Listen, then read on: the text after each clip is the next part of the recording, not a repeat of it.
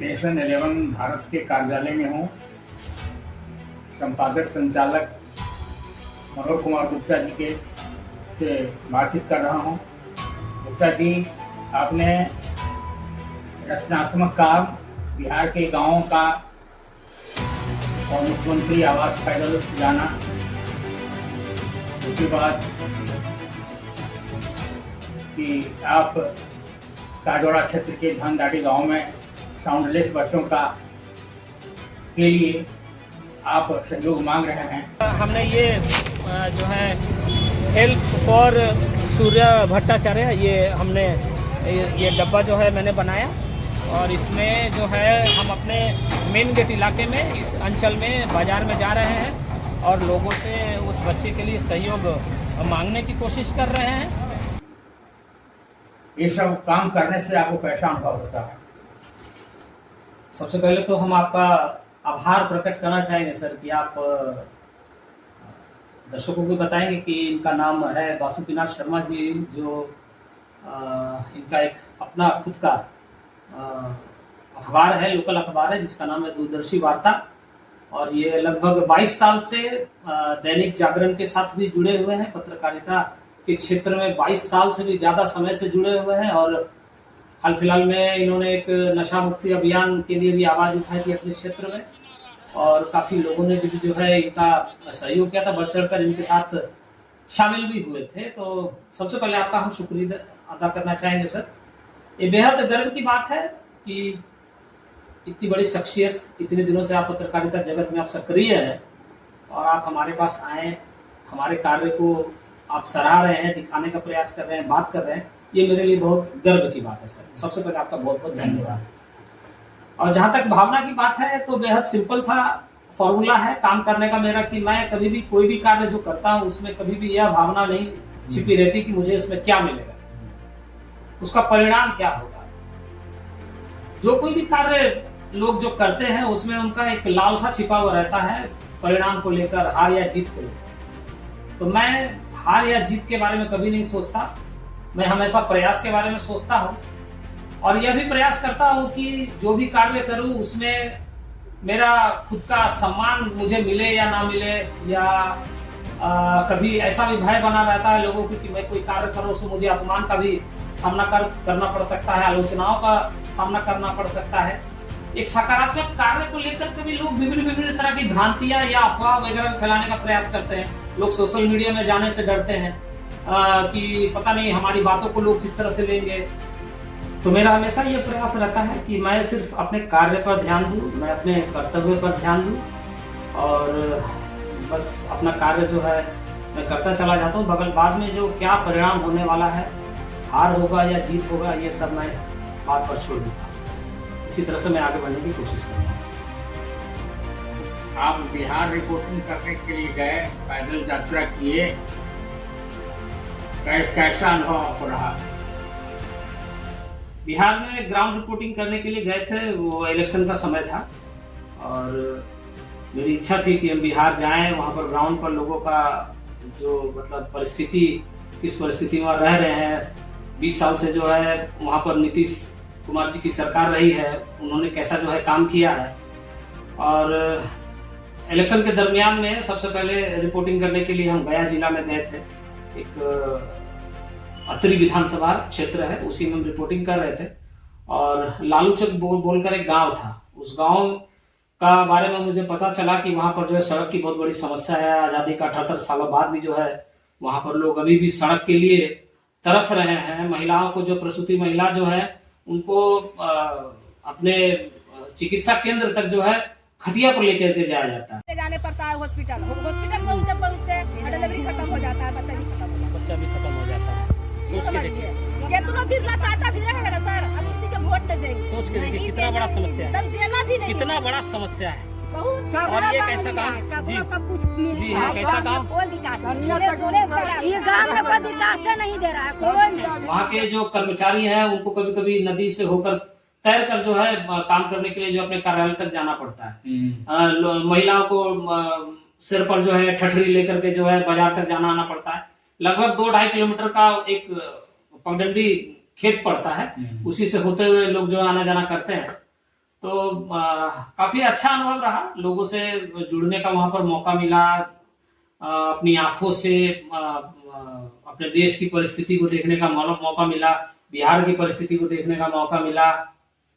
और फिर वहां से एक पैदल यात्रा छोटी सी भी मैंने करी 150 किलोमीटर के आसपास।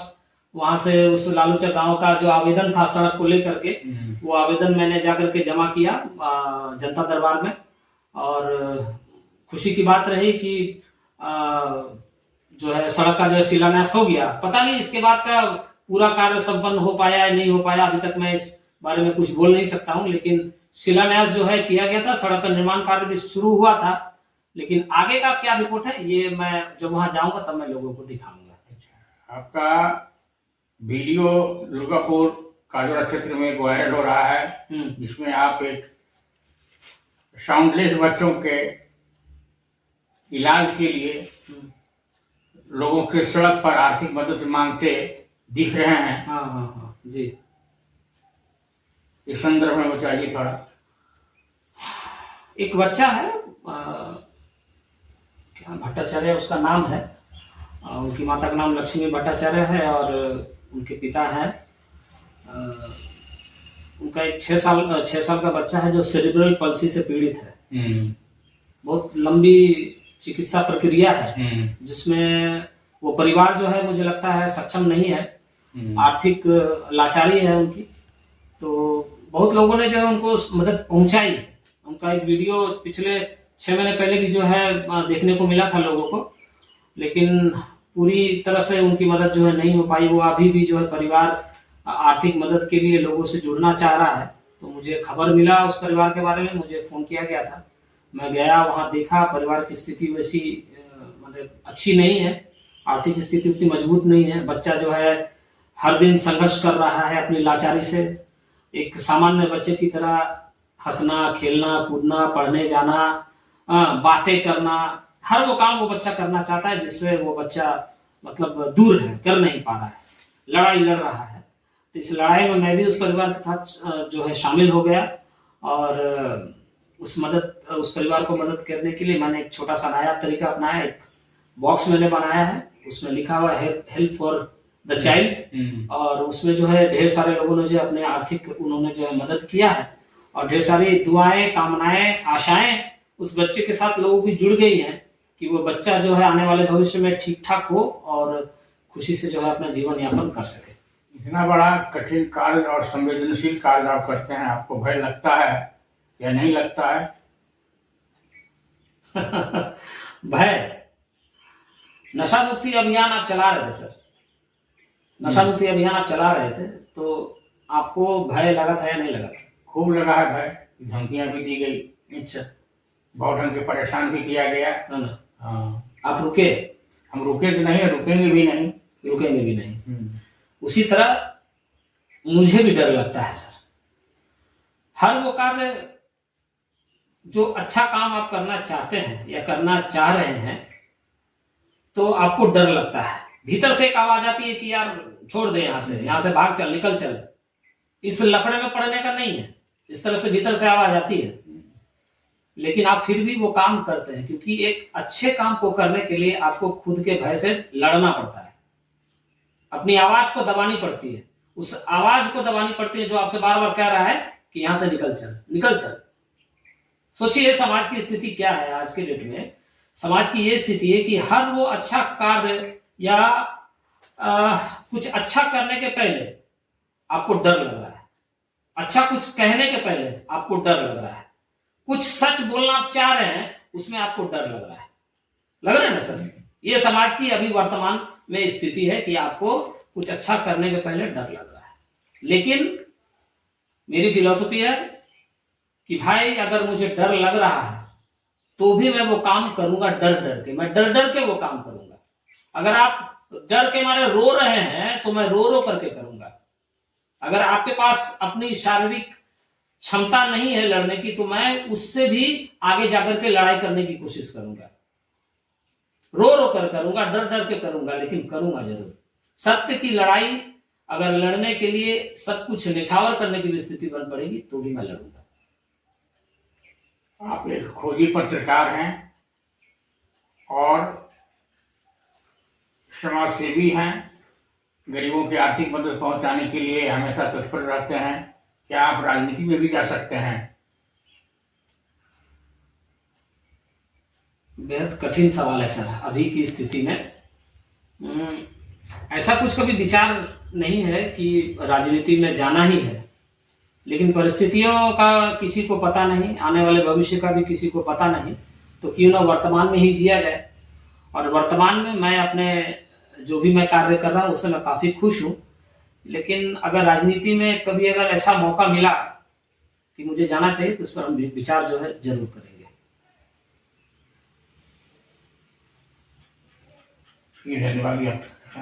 बहुत बहुत आपका भी शुक्रिया, धन्यवाद कि आप हमारे पास आए हमसे बात करने के लिए, और हमने जो है बताया आपके बारे में कि आप पिछले 22 साल से भी ज्यादा समय से दैनिक जागरण से जुड़े हुए हैं। तो मेरा भी आपसे एक सवाल है सर कि आप जो नशा मुक्ति अभियान चला रहे थे, कैसा वो अभियान आपका रहा और क्या कुछ आपने देखा, क्या कुछ आप समाज को संदेश देने की कोशिश कर रहे थे सर? उस अभियान के बारे में हमारे दर्शकों को बताइए। समाज में नशा एक चुनौतीपूर्ण समस्या है।